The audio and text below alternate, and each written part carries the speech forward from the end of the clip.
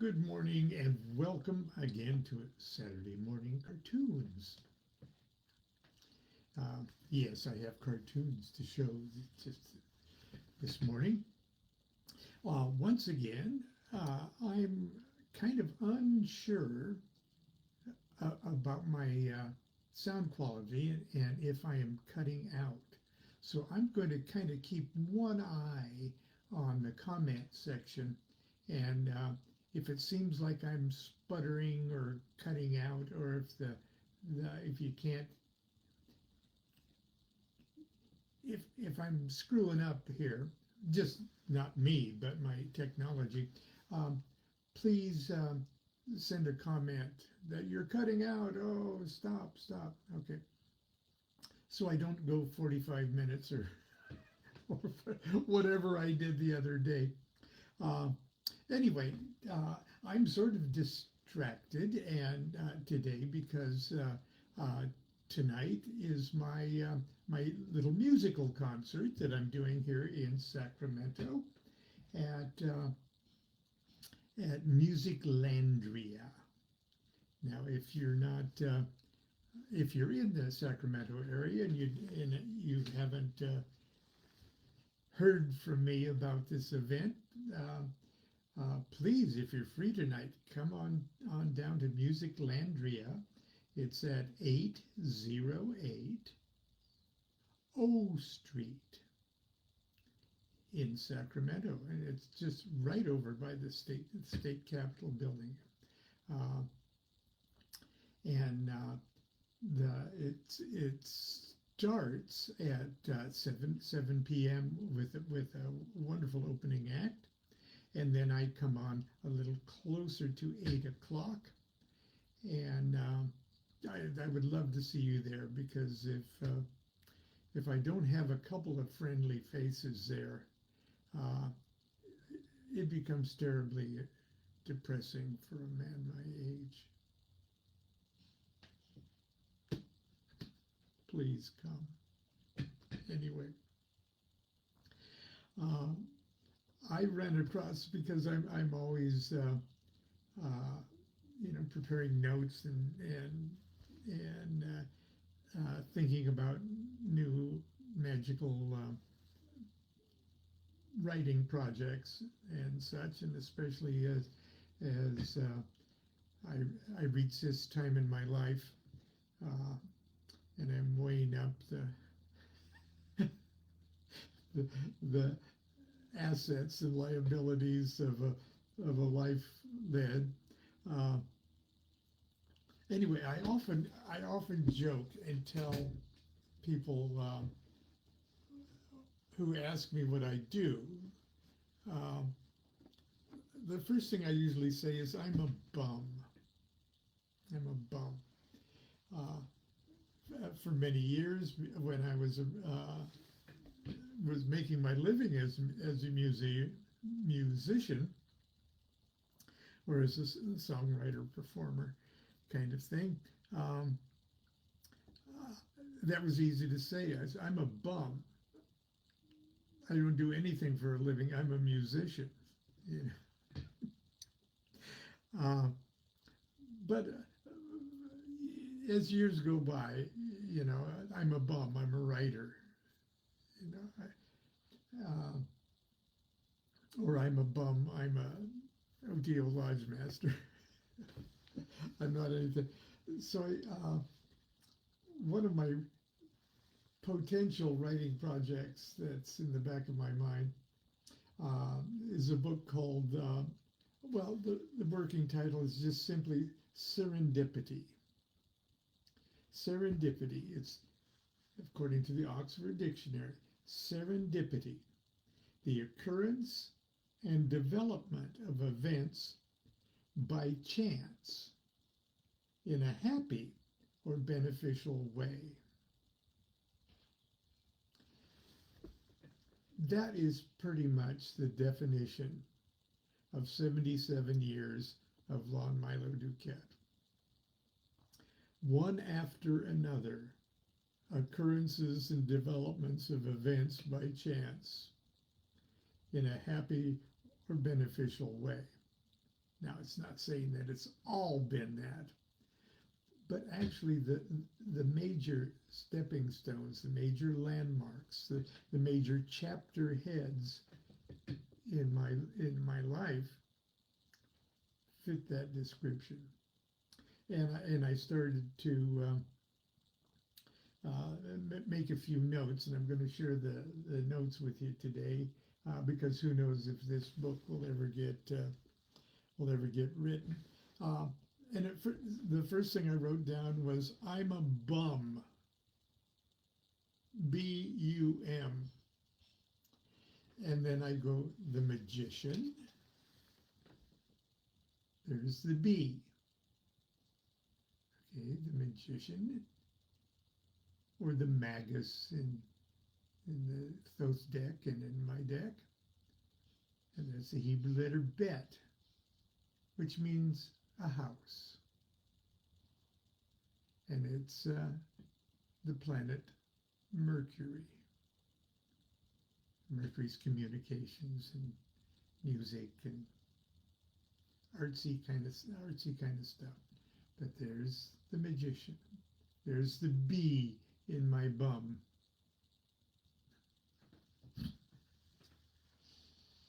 I waited all morning to say that. The U is the Hierophant, Vav, and it's the zodiac sign of Taurus there.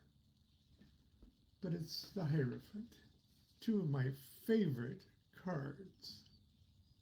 BU. Okay. Now that U can be seen as a W or an O. Bomb. Anyway, and it just so happens that the U in my bumness is the Hierophant, and in this particular deck of cards, which I designed many years ago, is the role that I did play for many years as a main officer, governing officer of Ruaha Lodge OTO in Newport Beach. Oh, by the way, those palm trees are copied from photographs of the palm trees out front of the Newport Beach, California library. Okay, and then the M of bum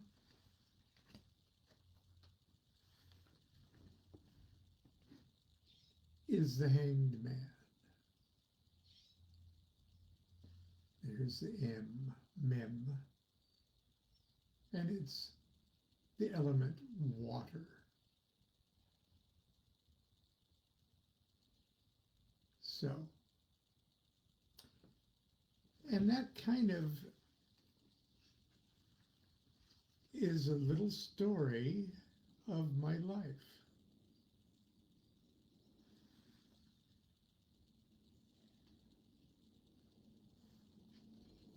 Now you can look at the Hanged Man as in a sacrificial way, or you can hopefully transcend that. Hopefully this is not the way I'm going to end up, but it brings to a close a wonderful, like, return to the sea kind of thing. And anyway, so there's the bumness, and I'm starting to take that title. You know, I don't like to ignore the obvious. When people ask me what I am, I say I'm a bum. So there must be something behind that. So this is my source of meditation anyway. It adds up to 48, and 48 is the word for mercy and a bunch of other things. But it's also the name in the fable of Noah's Ark and Noah and his sons. It's the name Ham. And if I'm not mistaken, Ham was the dark-skinned son of Noah that accidentally saw him naked, and so was cursed. And racist elements throughout history have said, and that's why the black race should be servants, because God cursed Ham because he saw his father drunk and naked. Well, sort of like my attitude toward the curse of Cain, the curse of Ham I consider to be a great blessing. So anyway, so that's that. And I've got other notes here concerning, I've written about how lucky I've been throughout all my life, that I was lucky I was here and that happened. I was lucky I was there and that happened and stuff. And one of the serendipitous things, an occurrence or development or event by chance, was that I developed a hip disease when just as I was learning to walk. And one would think, oh, that's terrible. You can't go out and play with other kids, and you can't go outside, and you have to lay on your back in the crib for almost two years. I loved it. I loved the meditational experience. I loved thinking about my own existence. I loved thinking thoughts that weren't encumbered with a language of some kind. I've thought in images. It was probably the one thing that set me on a mystical path for the rest of my life. That's where I had images of previous incarnations. That's where I pondered existence itself and where was I before I was on and things like that. It was serendipitous, okay? Here's another one. These are all out of order. It was serendipitous that after family moved to Nebraska, and I was I was miserable in Nebraska. I didn't like Nebraska compared to Southern California, and so I was restless in school, and I was sort of the class clown. I enjoyed watching comedians and such on television, and I loved their wit, and I loved the idea that they could make people laugh by making them think. And so I was the class clown, and that got me. I was in detention every day. Well, in high school, I was in detention every day from my sophomore, junior, and senior year. Every day. Teachers had to stand in line because the earlier in the day teachers already had me on detention. Okay, but in the summertime when I wasn't being bored in school, it was serendipitous that not only did I have a band I joined a band early on. I think I was 14 when a local working band of older teenage boys, and our bass player, I guess, was 21. I fell into a band, okay, because I had memorized almost every popular song. My brother was 6 years older than I, so I had his record collection and such. Uh, and my folks serendipitously bought me a guitar, a Stella guitar. The strings were so high on that little thing that my fingers got infected. Okay, I played it so much. I played those 3 chords so much that my fingers got infected once, and finally I've got myself a really cheap electric guitar, which wasn't much better, but I got into a band, and that band was a working band. So every weekend I would travel with them out of town, and later on I'd form my own band and things like that. But what the note here, it says mod KTTT.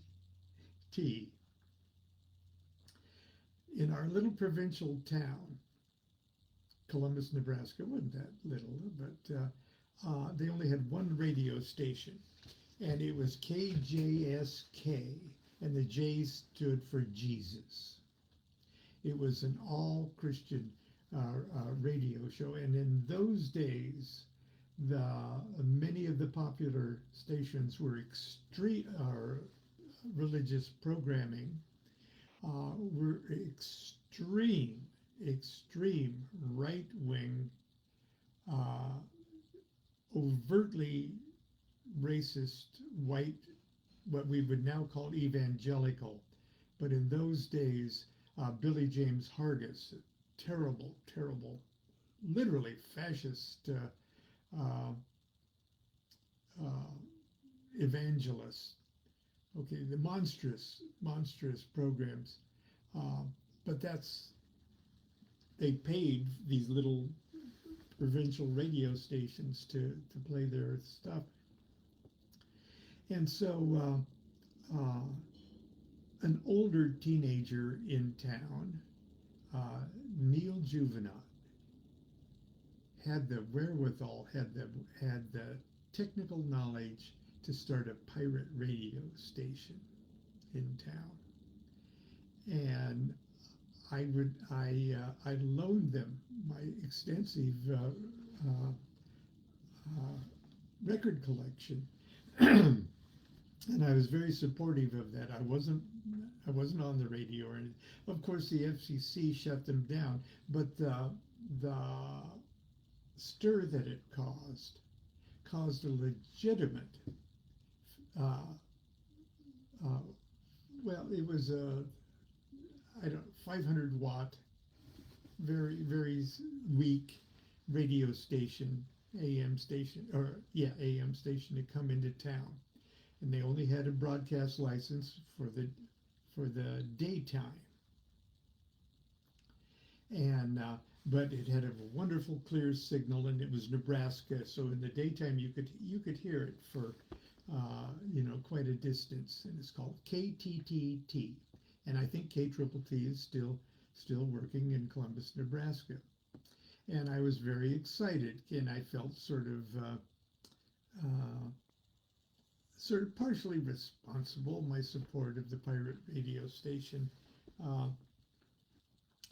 finally got somebody off their ass and got us a decent radio station, and it played an assortment of music. Okay, easy listening, a little country western, and news, and local programs. And one of the local programs was called what was it? It was a call-in show. People could call in, and it was mostly recipes. Okay. and it was run by Ralph Wayne. Gorgeous voice, gorgeous voice. Don't know what the hell he was doing in that little town. Uh, but anyway, people would call in and say, "I got a recipe for this," and people would call in and and I would listen to it in the morning in the summertime. Uh, but I was a fan of the comedian Jonathan Winters, and Jonathan Winters had a character that he called Maud Frickert.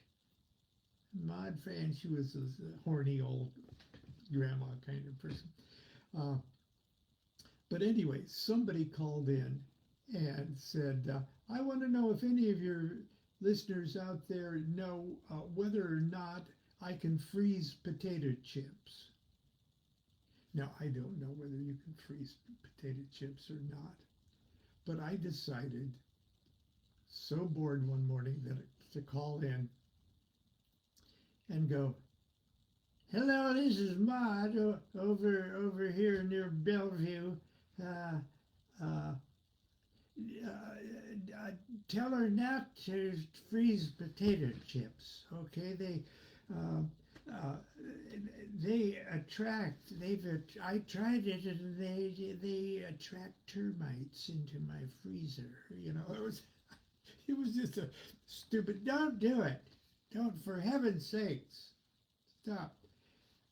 And well, thank you very much, Maud. And so the next day, I found an excuse to call in about 3/4 of the way into the station with another stupid little thing. Okay, but Ralph Wayne got a kick out of it, and he chuckled and everything else. And the next day, I just listened, and I heard him say, "I wonder if we're going to hear from Maud this morning." And I called in and did something just stupid. Okay. But then I thought, and I was 14 years old. So I was in a band, everything else, okay, but I was 14 years old. And, I don't know, I guess I was a sophomore or even no, I was a freshman in high school. Um, anyway, I went down to the station because I wanted a job as a disc jockey. I wanted to play modern music, top 40, in the afternoon when people got off of school. God, that's what I want to do. I can plug my band and everything. So I went down to the station and I talked to the secretary out front. And I said, "Is Ralph Wayne here? I'd like to talk to Ralph Wayne." And Ralph Wayne was walking down the hallway, in fact, and he heard my voice, and he pointed down the hallway and said, "You're Maud." And I said, "Yes, yes." He says, "Come on back." Okay. And talk about serendipitous. So I went back there and talked with him. And he said, "Well, why do you want to be a broad chaser?" That's what it is. "Why do you want to be a broad chaser?" And I said, I love music. I love the radio. It's always kind of been a dream of mine. And your station just plays shit in the afternoon when all of the kids are out. You need at least a couple hours of top 40 just before you sign off." And he said, "Well, do you think you could do that?" And I said, "Sure." I lie a lot, okay? Sure. And he said, well, come in this evening and I'll show you how to run the board," because you had to run your own board. To do a show, you had to be all alone in the studio. Sometimes just all alone in the building. You had to run everything yourself. And compared to today's technology, it's nothing. Okay, but in those, you had to queue up the records by hand. Okay, you had two commercial tape things with the equivalent of like 8-track tapes that you shoved in. Then you had to do the show. Now the show was Dear Maud, and I could record it. I could record it after hours and play it back the next day. And then in between the Dear Maud talking about, I made up stupid jokes and stuff, just sort of a running thing. But then in between, I played top 40 records, including, okay, early on, the Beatles, okay. But anyway, I always wanted to say, as a little kid, I heard Jack Benny and Burns and Allen and all those people, old vaudeville people say, but I really started in radio, you know. I always wanted to say, I started in radio. Well, I did start in radio. And, I was recording my, and I was all set. I wanted to go to Brown's Institute of Broadcasting up in Minneapolis when I graduated. And for a while, that was going to be my plan. But I recorded one of the Dear Maud episodes, and I was trapped in a well in one of my Dear Maud episodes, and the episode ended with me going, "Help! Help! Help!" And I had the echo on, so it sounded like I was deep in a well. And I had recorded it, and I looked up and I saw that I was like 40 seconds over. And I said, "Help, help. Oh, fuck, this is too long." And I thought that I queued it off. Okay, I thought I went back and said after that second help was help, help, help. Then I cut it off. Or I thought I did. And when I played it the next day, oh fuck, this is too long, came over the air and ended my radio career. I guess that was serendipitous too, because even though I would later have, with a friend of mine, have a wonderful, cool FM radio comedy show at KNAC in Long Beach. That really ended my radio career, and I guess I wouldn't be what I am and what I do had I continued to be a small town AM radio broadcaster. But anyway, oh gee, I got other things, okay. Serendipitous, Constance and I guess we had dated a couple times, but we weren't really a number yet in high school. And and we went to each of us, she with her girlfriends and my with my crazy friends, went to Omaha to see the Rolling Stones, and we sat right behind each other. Okay, that was serendipitous because she's cool, you know. And there's other things. Okay, almost every important event in my life was an occurrence and a development of events by chance